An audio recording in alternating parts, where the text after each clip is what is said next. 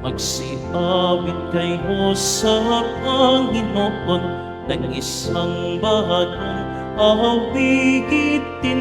Magsiawit kayo sa Panginoon, buong sandaigdigan. Awitan ang Panginoon at purihin ng kaniyang ngalan. Ipahayag ang kaniyang pagliligtas sa lahat ng panahon.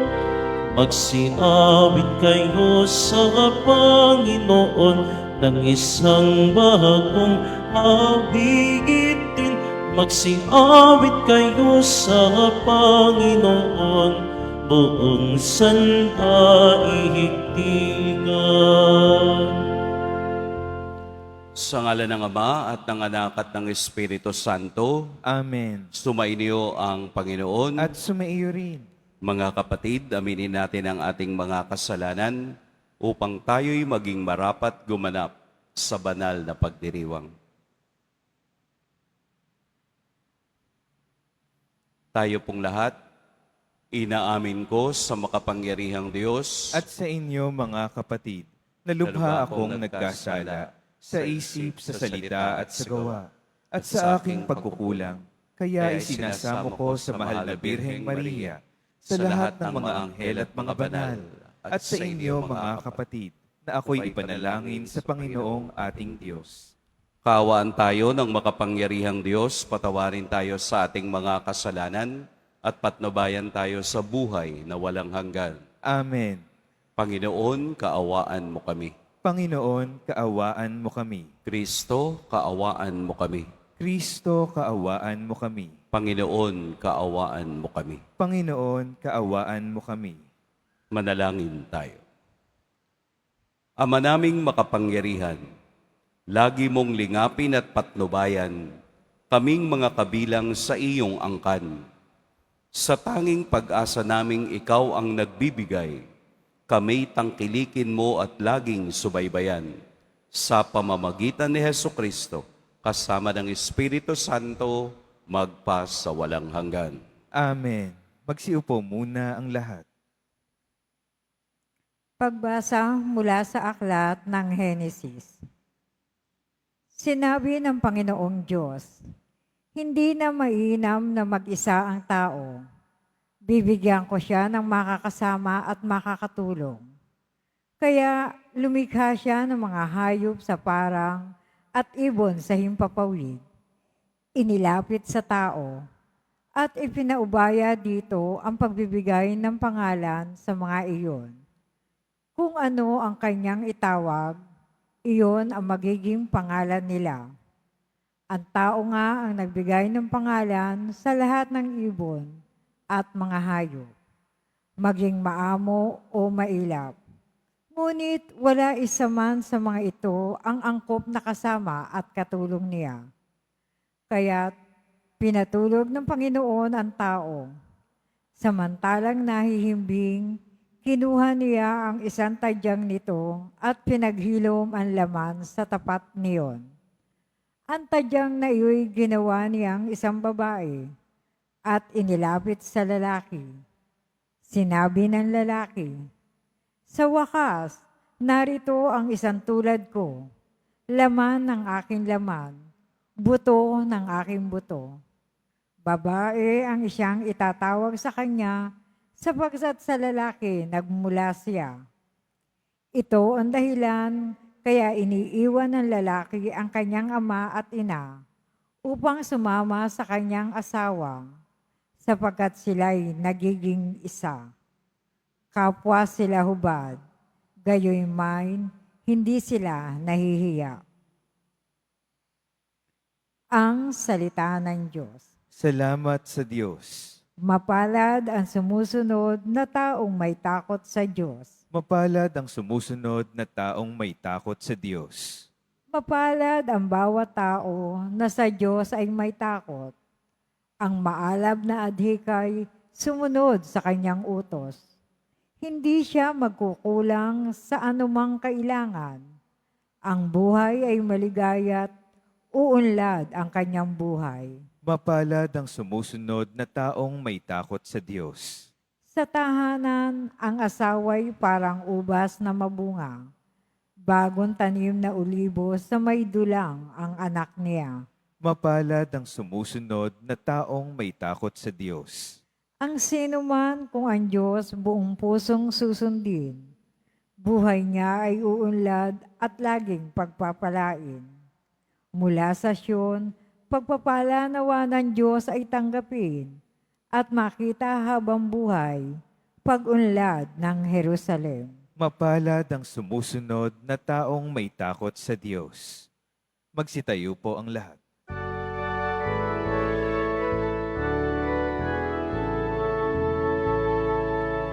Alleluia, Alleluia, Alleluia,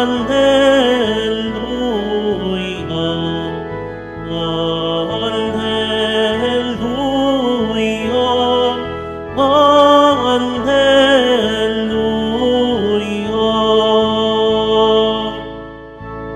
Sa kababaan ng loob, dinggin ang salita ng Diyos upang kayo ay matubos. Alleluia, Alleluia, Alleluia, Alleluia.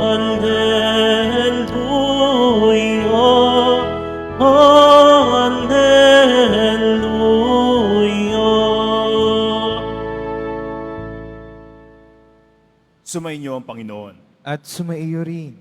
Ang pagpapahayag ng mabuting balita ng Panginoon ayon kay San Marcos. Papuri sa iyo, Panginoon. Noong panahong iyon, nagtungo si Jesus sa lupain ng Tiro at tumuloy sa isang bahay doon. Ayaw sana niyang malaman ni Numan na naroon siya. Subalit hindi gayon ang nangyari.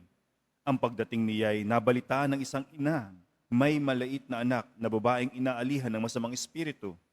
Pumunta siya agad kay Jesus at nagpatira pa sa kanyang harapan. Ang babaeng ito'y hintil, tubo sa Syrophoenia. Ipinamanhik niya kay Jesus na palayasin ang demonyo na nasa kanyang anak. Ngunit sinabi ni Jesus, kailangang busugin muna ang mga anak. Hindi dapat kunin ang pagkain ng mga anak upang ihagis sa mga tuta. Tunay nga po, Panginoon, tugon ng babae. Ngunit ang mga tuta mang nasa ilalim ng hapag ay naninimot ng mga mumong nalalaglag sa mga anak.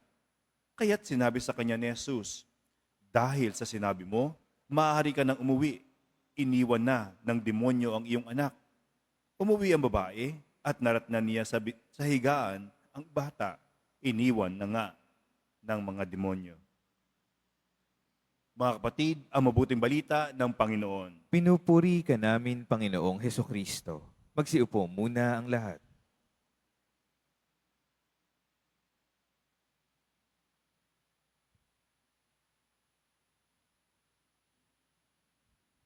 Magandang umaga po sa lahat.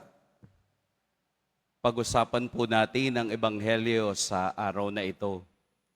Kung kahapon ay meron tayong nabanggit na dietary law o kosher sa kultura ng mga Hudyo. Ngayon po ay may makikita tayong dalawang picture. Isang malaki at isang maliit na nasa loob nung malaking picture frame. Kumbaga, bigger picture against smaller picture. Basta sakay lang kayo para maunawaan natin yung Ebanghelyo. Unang-una, ito ang ikalawang pagkakataon na si Jesus ay lumabas doon sa mga bayang siya ay sanay na sanay ng ikutan. Kaya ito ay tinatawag na Decapolis at kasama doon ang Tiro at Sidon. Doon sa kaniyang paglabas, nagkakaroon ng pagkakataong siya ay makilala at makaniig ng mga taong hentil. Ang tawag po sa mga taong hentil ay yung mga taong hindi kapareho ng paniniwala ng mga Hudyo. Kumbaga, para sa kultura nila, sila ay hindi mga bayang pinagpala ng Diyos. Dahil ang mga Hudyo naniniwalang sila ang pinagpalang bayan ng Diyos. Ano po yung maliit na picture na nasa loob ng malaking picture? Ang maliit na picture ay yung karanasan ng isang ina na gagawin ang lahat para sa kaniyang anak. Alam niyang hindi siya Hudyo, siya ay hentil. Pero nang mabalitaan at makita niya si Jesus, ay humingi siya ng pagkakataon at lumuhod sa harapan nito upang mapagaling ang kaniyang anak. Kaya po doon sa kanilang conversation, ang sabi ni Jesus, bakit papakainin ang mga aso? Imaginein mo, tawagin ni Jesus na aso yung babaeng hentil, ay parang insulto sa unang pagkakataon. Pero ito ay pagtest sa pananampalatayang meron ang babaeng ito. Kaya nga ang sabi ng babae, kahit na yung mga mumo, yung mga natitirang mumo ng tinapay, ay kakainin din ng aso. Dahil sa kasaysayan o kultura ng mga Hudyo, ang mga aso ay isang maduming hayop. Kaya hindi dapat makiugnay. Pero sa kasaysayan ng pakikipagniig ng babaeng ito, ipinakita niya na kahit siya ay hindi Hudyo, malalim ang kaniyang ugnayan sa kaniyang pananampalataya. Kaya dalawang bagay ang nangyari sa karanasan ng babae. Healing and conversion. Napagaling ang babae, napagaling ang kaniyang anak, at nagkaroon ng conversion upang maniwala sa kapangyarihan ni Kristo, ang ina o babaeng ito na ginawa ang lahat para sa kaniyang anak. Ito yung maliit na picture. Ano po yung bigger picture? Ang bigger picture ay hindi lamang para sa mga Hudyo si Jesus. Mas nakikita niya na ang kaniyang misyon ay hindi lamang sa mga bayang Israel, kung hindi sa labas nito upang siya'y makilala at makita ang pagliligtas ng Diyos. Tayo yun. Tayo yung pinuntahan ni Jesus upang magkaroon din tayo ng healing and conversion. Dahil ang conversion is ongoing process. Hindi ito ibinibigay ng isang bagsakan. Dahil araw-araw, we are trying to be converted to become Jesus in others and in our family. Kaya po ang imbitasyon ng karanasan ng babaeng hentil ay imbitasyon din sa ating lahat na upang tayo'y magkaroon ng totoong kagalingan ng kaluluwa at katawan, kailangan natin din ng tunay na pagbabalik loob sa Diyos o conversion. Ang faith o pananampalatayang ipinakita ng babaeng ito ay hindi lamang skin deep, kung hindi napakalalim. Dahil sa harapan ni Jesus, marahil kung mahina ang kaniyang pananampalataya, hindi niya mauunawaan ang mga salita ni Kristo sa kaniya. Pero dahil sa lalim ng kaniyang paniniwala, sa harapan ni Jesus, sa kapangyarihan ni Jesus, nangyari ang kaniyang hinihiling. Ang pananampalataya po natin ay hindi dapat skin deep. Dapat hindi natin titingnan that we are privileged. Di ba maraming tao ang tingin sa sarili, privilege. Yung bang parang may karapatan.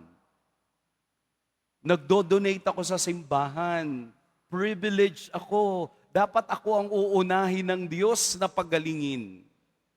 Palagi akong nagsisimba. Dapat wala akong problema. Privilege. Yung mga taong mahilig sa salitang privilege, ako dapat ay hindi nagkakaroon ng tunay na conversion. Dahil ang tunay na conversion na nakikita ng Diyos ay ang marunong lumuhod at magpakumbaba sa kaniyang harapan.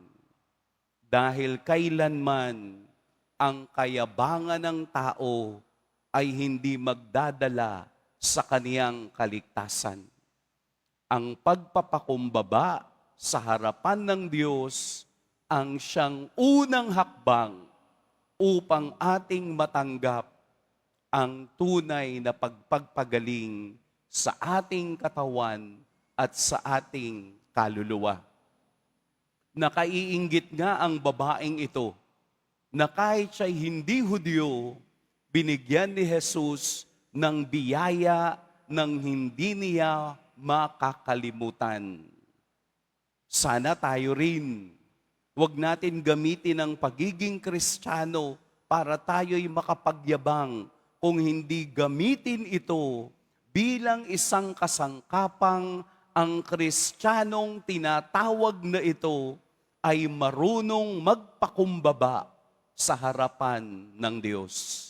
Ang Kristiyanong ito ay kulang na kulang sa pananampalatayang ang Diyos ang nagpupuno. Ang Kristiyanong ito ay makasalanan, kaya araw-araw sinisikap magkaroon ng pagpapanibago dahil tanging conversion ang pwedeng magdala sa akin sa Diyos. Ang Kristiyanong ito na dapat ay natatanggal ang hangin at yabang sa araw-araw. Sapagkat wala tayong pwedeng maipagyabang kung hindi si Kristo na namatay para sa atin. Wala tayong pwedeng ipagyabang. Wala tayong pwedeng dalhin sa sarili natin kung hindi si Jesus Nazareno na siyang nagbata, na siyang yumakap, na siyang patuloy na tumatanggap sa ating lahat kahit tayo'y mahihina at makasalanan. Hindi po nauubos ang biyayang ibinibigay ng Diyos. Ang nauubos yung ating pasensya. Ang nauubos yung ating kahinaan. Ang nauubos ay yung mga bagay na hindi natin kayang panindigan. Kung papaanong nanindigan ang babaeng ito, tayo rin ay maninindigan sa harapan ni Kristo. Pagpalain tayo ng poong may kapal.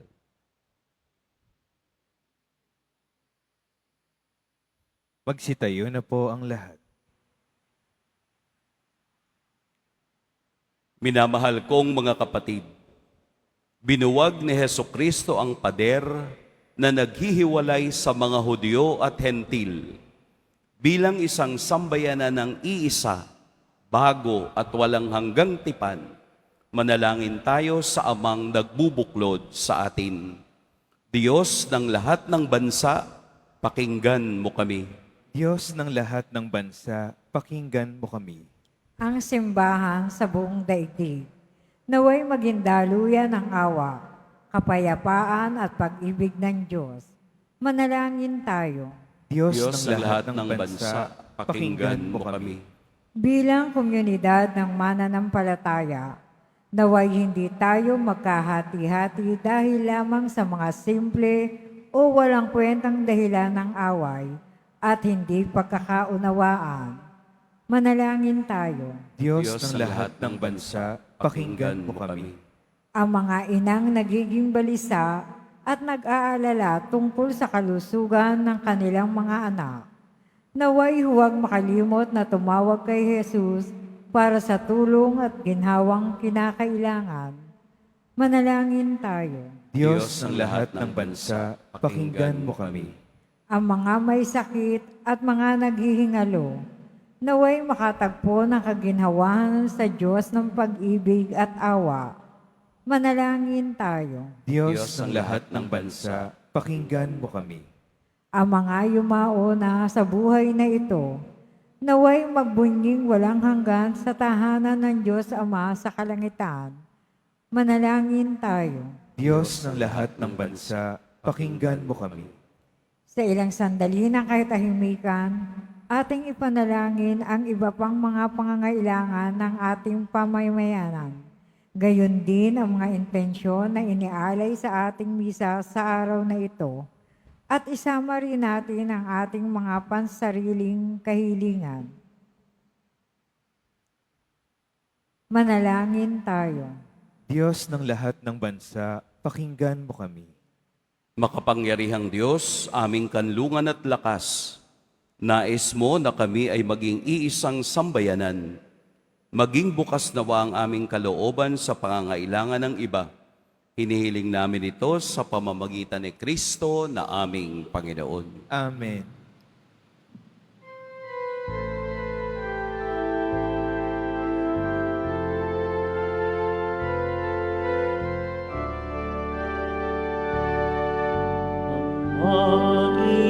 Maihahandog sa'yo, Panginoon, ay tinapay at alak mula sa aming kamay. Sa iyong kabutihan, aming iaalay ang tinapay at alak sa gisag ng aming buhay. Magsitayo na po ang lahat. Manalangin kayo mga kapatid upang ang paghahain natin ay kalugdan ng Diyos amang makapangyarihan. Tanggapin nawa ng Panginoon itong paghahain sa iyong mga kamay, sa kapurihan niya at karangalan, sa ating kapakinabangan at sa buong sambayanan niyang banal. Ama naming lumikha, ang pagkait inuming narito ay iyong ginawa upang mapalakas kaming mga mahihina. Ipagkaloob mong ito ay aming mapagsaluhan bilang pakikinabang sa buhay mong pangmagpakailanman sa pamamagitan ni Hesukristo kasama ng Espiritu Santo magpa sa walang hanggan. Amen. Sumainyo ang Panginoon. At sumaiyo rin. Itaas sa Diyos ang inyong puso at diwa. Itinaas na namin sa Panginoon. Pasalamatan natin ang Panginoong ating Diyos. Marapat na siya ay pasalamatan. Ama naming makapangyarihan, tunay ngang marapat na ikaw ay aming pasalamatan. Sa iyong paglingap at kagandahang loob, ang tao'y nilikhamot pinangasiwa sa sansinukob. Sa hangad mong siya'y iwastong lubos, siya'y pinagdusa mo sa kaniyang pagtalikod. Sa iyong paggiliw, iyong ipinahintulot na makabalik siya sa pamamagitan ni Kristo Jesus. Kaya kaisa na mga anghel na nagsisiawit ng papuri sa iyo, nang walang humpay sa kalangitan, kami nagbubunyi sa iyong kadakilaan. Santo, Santo, Santo, Panginoong Diyos ng mga hukbo, napupuno ang langit at lupa ng kadakilaan mo. O sana sa kaitaasan, pinagpala ang naparirito sa ngalan ng Panginoon. O sana sa kaitaasan, magsiluhod po ang lahat. Ama naming banal, ikaw ang bukal ng tanang kabanalan. Kaya't sa pamamagitan ng iyong Espiritu, gawin mong banal ang kaloob na ito upang para sa amin maging katawan at dugo ng aming Panginoong Heso Kristo. Bago niya pinagtiis ang kusang loob na maging handog, hinawakan niya ang tinapay, pinasalamatan kaniya, pinaghati-hati niya iyon, iniabot sa kaniyang mga alagad at sinabi, "Tanggapin ninyong lahat ito at kanin. Ito ang aking katawan na ihahandog para sa inyo."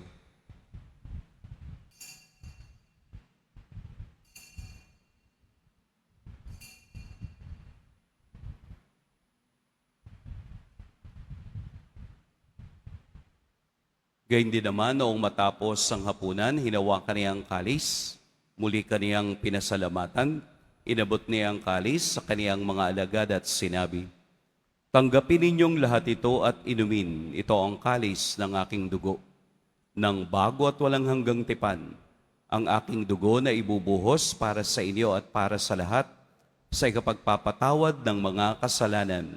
Gawin ninyo ito sa pag-alala sa akin."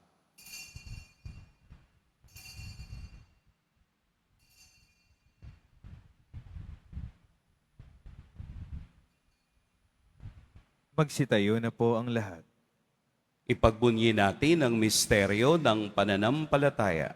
Si Kristo'y namatay, si Kristo'y nabuhay, si Kristo'y babalik sa wakas ng panahon. Ama, ginagawa namin ngayon ang pag-alala sa pagkamatay at muling pagkabuhay ng iyong anak. Kaya't iniaalay namin sa iyo ang tinapay na nagbibigay buhay at ang kalis na nagkakaloob ng kaligtasan.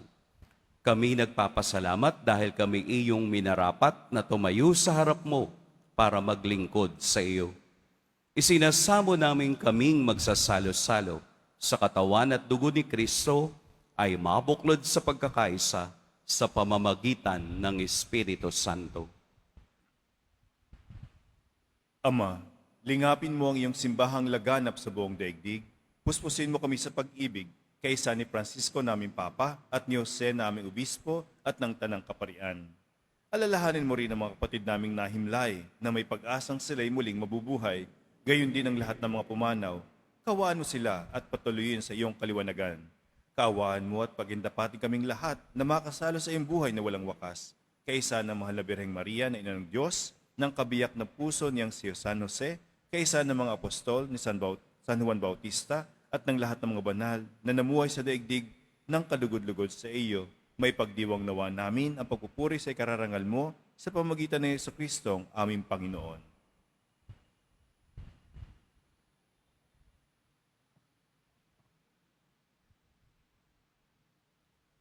Sa pamamagitan ni Kristo, kasama niya at sa Kanya, ang lahat ng parangal at papuri sa iyo, Diyos, Amang makapangyarihan, kasama ng Espiritu Santo, magpa sa walang hanggan. Amen. Sa tagubilin ng nakagagaling na utos at sa turo ni Jesus na Panginoon natin at Diyos, ipahayag natin ng lakas loob. Ama namin, Sumasalangit ka, sambahin ang ngalan mo, mapasa amin ang kaharian mo, sundin ang loob mo dito sa lupa para nang sa langit. Bigyan mo kami ngayon ng aming kakanin sa araw-araw at patawarin mo kami sa aming mga sala para ng pagpapatawad namin sa nagkakasala sa amin. At huwag mo kaming ipahintulot sa tukso at iadya mo kami sa lahat ng masama. hinihiling namin kami iadya sa lahat ng masama. Pagkalooban ng kapayapaan araw-araw, iligtas sa kasalanan at ilayo sa lahat ng kapahamakan. Samantalang aming pinananabikan ang dakilang araw ng pagpapahayag ng tagapagligtas naming si Heso Kristo. Sapagkat iyo ang kaharian at ang kapangyarihan at ang kapurihan magpakailanman. Amen. Panginoong Heso Kristo, sinabi mo sa iyong mga apostol, kapayapaan ang iniiwan ko sa inyo, ang aking kapayapaan ang ibinibigay ko sa inyo. Tunghayan mo ang aming pananampalataya at huwag ang aming pagkakasala. Pagkalooban mo kami ng kapayapaan at pagkakaisa ayon sa iyong kalooban, kasama ng Espiritu Santo, magpa sa walang hanggan. Amen. Ang kapayapaan ng Panginoon naway laging sumainyong lahat. At sumaiyo rin. Magbigayan kayo ng kapayapaan sa isa't isa. Peace be with you. Peace be with you.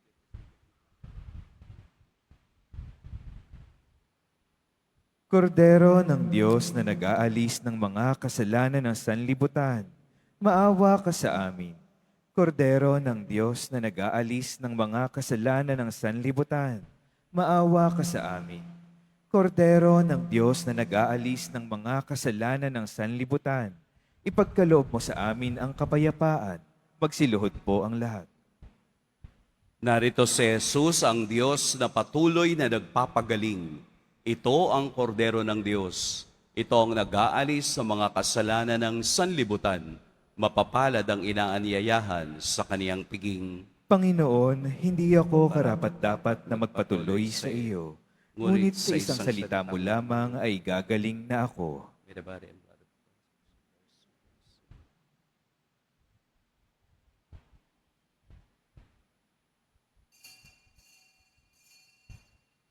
Para sa lahat ng tatanggap ng banal na komunyon, sasagot po tayo ng amen pagkasabi ng pari o ng lay minister ng katawan ni Kristo. Isubo agad sa bibig bago umalis sa harapan ng pari o lay minister. Sumunod po tayo.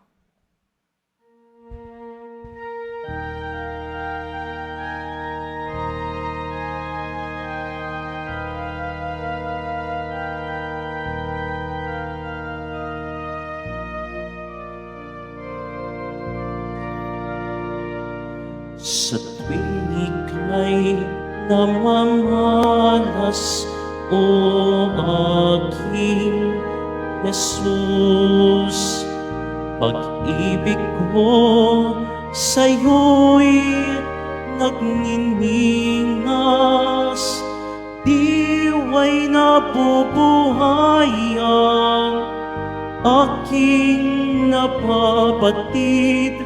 Pag-ibig mong lubos, pagtatangi mo sa akin bilang iyong kaibigan. Pagamat kapisan ito ay iyong panawagan, nalimutin ang sarili kong layang magtusayaring sakit, anong tamis o kay gaan, pagkat ito'y landas tungo sa iyong kaharian.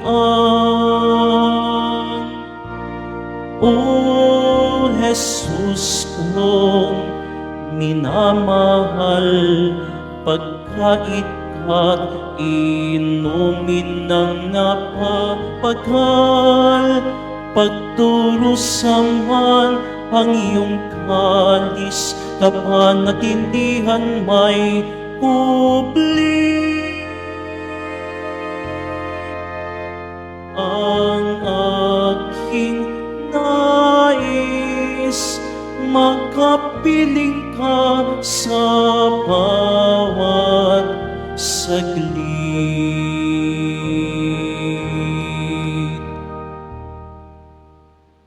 Mga paalaala sa mga nagsisimba.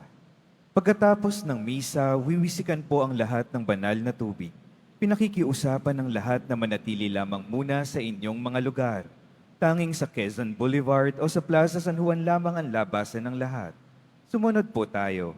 Maraming salamat po sa inyong pagdalaw at pagsisimba sa Basilica Menor at Pambansang Dambana ni Jesus Nazareno. Magsitayo po ang lahat. Manalangin tayo.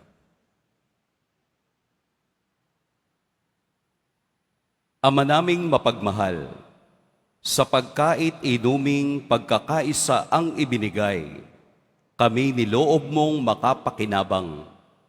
Kaisa ni Kristo kami naway makapamuhay upang makapamunga ng may kagalakan para sa kapakanan ng aming kapwa-tao sa sanlibutan.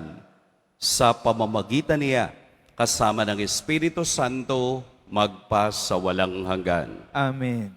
Bago po igawad ang huling pagbabasbas, atin pong pasalamatan at i-welcome ang ating kasamang pari sa altar. si Father Jojo Undayaw Jr. Palakpakan po natin. Siya po ay taga Lucena, pero naka-assign sa Archdiocese of Las Vegas. Baka gusto niyo pong sumama.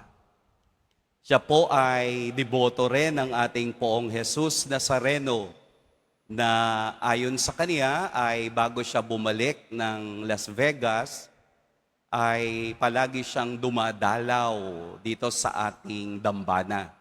Ipagdasal natin si Father Jojo sa kaniyang pagbabalik at sa kaniyang paglalakbay at nawa isama rin niya sa kaniyang panalangin ang ating mga intensyon.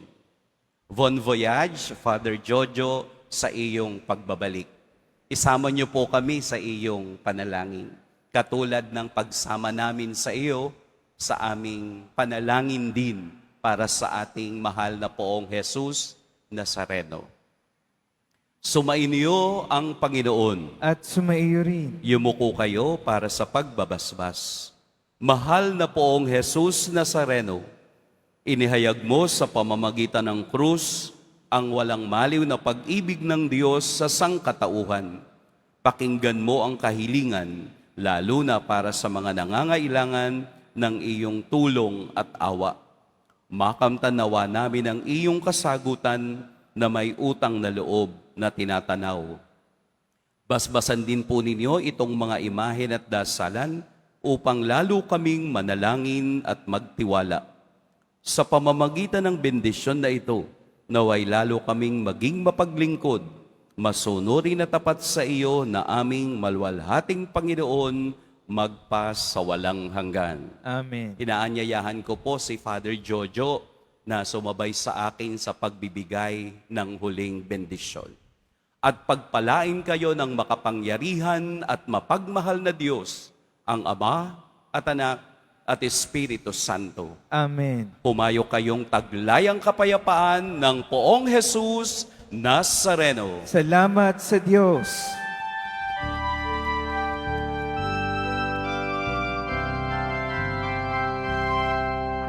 Nuestro Padre Jesus Nazareno, sinasamba ka namin, pinipinto ka namin, aral mo ang aming buhay at kaligtasan. Nuestro Padre Jesus Nazareno, iligtas mo kami sa kasalanan. Ang krus mong kinamatayan ay sagisag ng aming kalikasan. Nuestro Padre Jesus Nazareno, dinarangal ka namin. Nuestro Padre Jesus Nazareno, ninulwalhati ka namin. Nuestro Padre Jesus Nazareno, dinarangal ka namin. Nuestro Padre Jesus Nazareno, nilulwalhati ka namin.